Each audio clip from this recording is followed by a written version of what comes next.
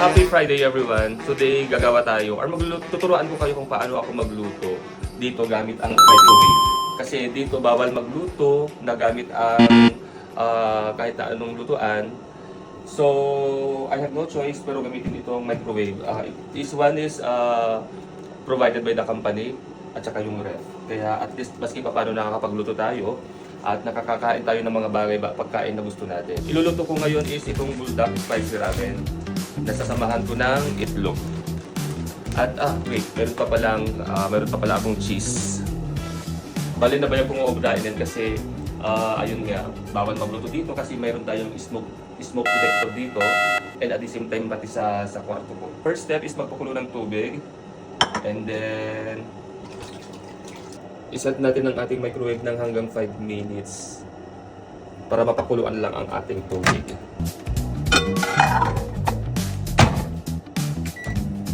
While waiting, buksan na natin ang ating bulldog.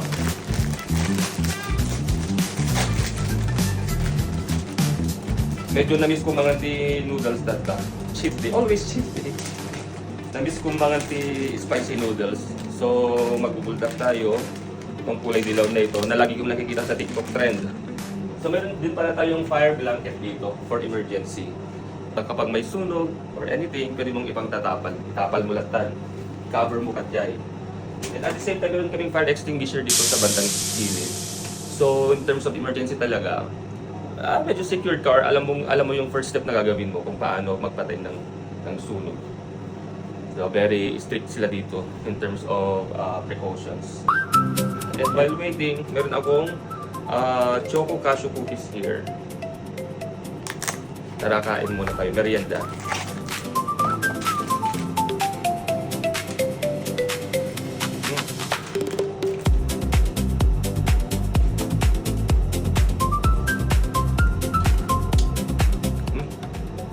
Naimas isunan na handa na sa meat. Calories niya is 144. Handa na sa meat. Unlike yung ibang cookies na binibili. Ito, pwede sa ating mga 30 na medyo alanganin na in terms of sa sugar, blood sugar.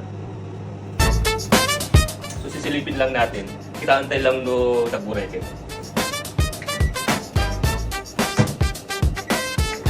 So wala pa, hindi pa.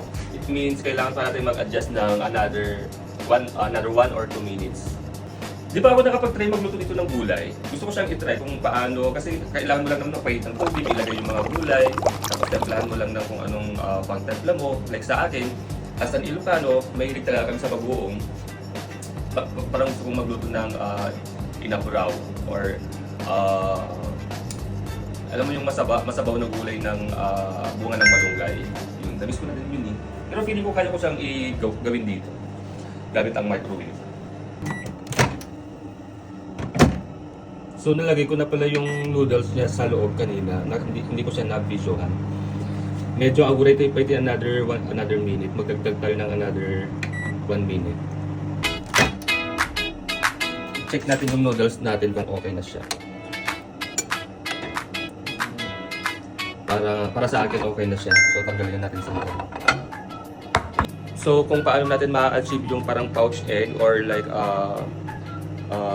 sunny side up. Hindi ko rin alam pa. Kasi bawal magprito dito. Pero gagawin ko, maglalagay ako ng itong maliit na platito. Maglalagay lang ako ng oil, sesame oil. Then ikalat lang natin. Maglalagay natin ang itlog. Hindi ko sure kung tatagumpay tayo sa ating gagawin ngayon. Sa ilalagay itong itlog. I-try natin iprituhin kung kaya. Gawin natin 2 minutes. So after a minute, parang parang successful naman. Naging sunny side up egg. Then itatoppings natin. Wow. So tanggalin na natin itong mainit na tubig. So ayun na nga, hindi na videohan. Nilagay ko na yung red sauce niya at saka yung powder niya. Saka minix ko na and at the same time naglagay ako ng 2 cheese. At inilagay ko ulit siya dito para i-preheat at matunaw yung cheese niya. So ayan, kunin na natin. Oh. Wow. Gimas. Yung cheese niya, parang fantasy ko lang to before, yung cheese na nagme-melt sa ibabaw ng ng noodles. So tara, kain.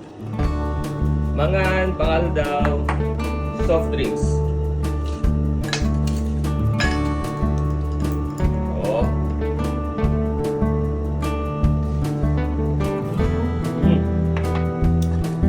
Sarap. Yung cheese na.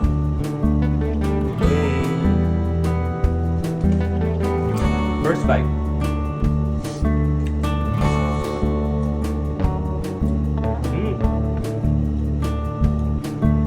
Fairness.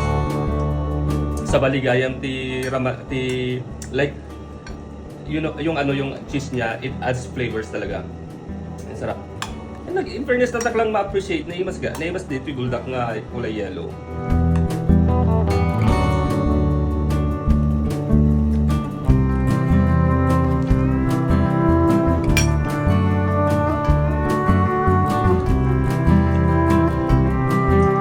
Dito ko muna tatapusin ang aking video for today sa aking update sa aking buhay. And ayan, nakapagluto tayo ng spicy noodles gamit ang microwave. And maraming salamat sa pa-microwave. Maski pa paano yung mga cravings natin na iluluto pa rin natin. And see you next week. Next week na naman for another vlog. So thank you guys. So ito ang aking weekly update sa aking buhay. Bye! See you next week.